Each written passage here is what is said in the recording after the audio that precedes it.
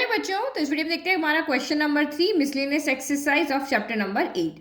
Find the area of the region lying in the first quadrant and bounded by y equal to 4x square, x equal to 0, y equal to 1 and y equal to 4। तो इतने सारे conditions हमें दिए हैं, उन सब conditions के between में जो रीजन आ रहा है उसका एरिया हमें निकालना है। तो ये तो सिंपल है, आप ड्रॉ कर लोगे, लेकिन ये कर्व है, तो ये कर्व की इक्वेशन क्या है?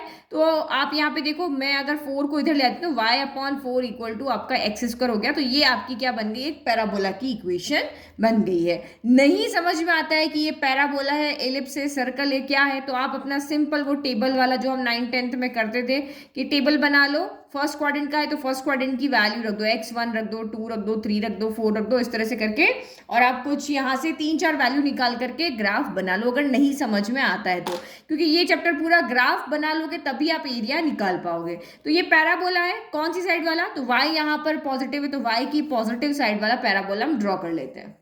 तो पैराबोला तो हमने यहाँ पे बना लिया, x square equal to y upon 4, एक रैंडम हमने यहाँ पे पैराबोला बना दिया। फिर उसने क्या कहा? Equation of lines. तो सबसे पहली इक्वेशन जो इसने बताई है वो क्या है? X equal to 0।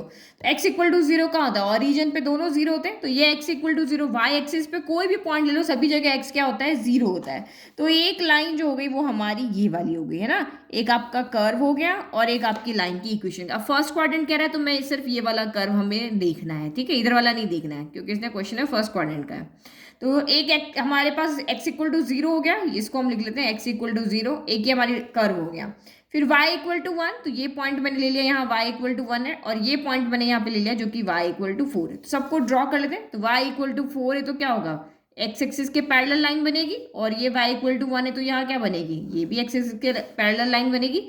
तो ये y इक्वल टू 1 है, ये y इक्वल टू 4 है। अब देखो कौन सा रीजन है जो यहाँ पे बन रहा है जिसका एरिया हमें निकालना है।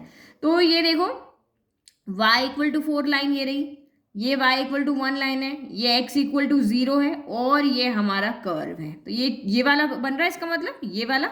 और फर्स्ट क्वाड्रेंट का है तो हमने, क्योंकि ये भी हो सकता था, लेकिन क्योंकि इसने मैं फर्स्ट क्वाड्रेंट का है इसलिए हम सिर्फ फर्स्ट क्वाड्रेंट वाला ही रीजन यहाँ पे लेंगे। तो ये वाला रीजन हम यहाँ पे ले रहे। अब इसका एरिया हम कैसे निकालेंगे? तो देखो, ये जो कर्व है वो किसकी तरफ है? y एक्सिस की तरफ है। अपर लिमिट लोअर लिमिट कहाँ है आपके पास? y एक्सिस पे है ना, ये लोअर लिमिट है, ये अपर लिमिट है। इस एक्स एक्सिस पे तो हमारा कुछ भी नहीं है, तो इसका मतलब अब ये जो हमारा एरिया हम निकालेंगे वो y एक्सिस के अलोंग निकालेंगे, ठीक है। तो रिक्वायर्ड एरिया क्या हो जाएगा? क्योंकि y एक्सिस के ऊपर आ रहा है तो x dy होगा, x एक्सिस के अलोंग होगा तो y dx होगा। ये तो सब आपको इंट्रोडक्शन में पहले ही समझा दिया था। तो y पे इसीलिए इक्वेशन जो है वो x की वैल्यू की फॉर्म में आएगी। लोअर लिमिट 1 हो गई, अपर लिमिट 4 हो गई।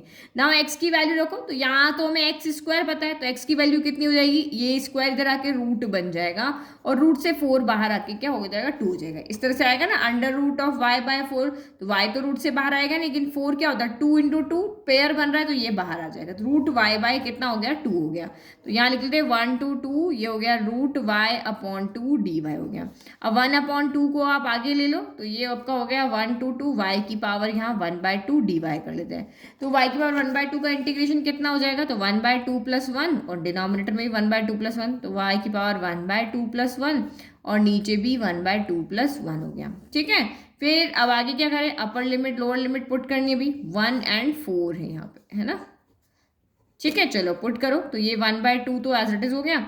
ये 1/2 प्लस 1 क्या होगा? 3/2 होगा। 3/2 उल्टा होके क्या हो जाएगा? यहाँ पे 2/3 हो जाएगा। इसको क्योंकि इसमें तो लिमिट पुट करनी नहीं, इसको हम बाहर कर लेते हैं। ये y की पावर कितनी होगी? 3/2 होगी। सेम नीचे भी 3/2 आया था, तो उल्टा करके हमने इधर भेज दिया। अब आप यहाँ पे लिमिट पुट करो, तो 2 से 2 कैंसिल हो गया, तो ये हो गया 1/3। अब y की जगह पे क्या रखेंगे? 4 अपर लिमिट, फिर 3/2, फिर माइनस लोअर लिमिट, और ये पावर आपकी 3/2। तो 4 को हम यहाँ पे क्या लिखते हैं? 4 को हम 2 पावर 2 लिख सकते हैं। क्या लिख सकते हैं? 2 पावर 2 इंटू 3/2, क्योंकि इसको हमें सॉल्व करना है, और 1 की पावर में कुछ भी हो 1 ही आता है। तो इस 2 से ये 2 कैंसिल हो गया, तो बचा कितना? 2 पावर 3 बचा, ठीक है। तो 2 पावर 3 कितना होता है? 2 पावर 3 8 होता है, तो 8 माइनस 1 7 हो गया। तो यानी कितना आ गया? 7/2 स्क्वायर यूनिट हो गया। ये आपका फाइनल आंसर, और यूनिट लगाना आपको नहीं भूलना है, ठीक है। तो इजी क्वेश्चन था, ये थोड़ा सा डिफरेंट था क्योंकि ये y एक्सिस के ऊपर आ रहा है। जहां पे आपको अपर लिमिट लोअर लिमिट मिलती है उस एक्सिस के अलोंग हम एरिया निकाल लेते हैं। x पे मिल रही तो एक्सिस के अलोंग, y पे मिल रही है तो y एक्सिस के अलोंग। जैसे फर्स्ट क्वेश्चन में हमने x एक्सिस के ऊपर एरिया निकाला था, ठीक है।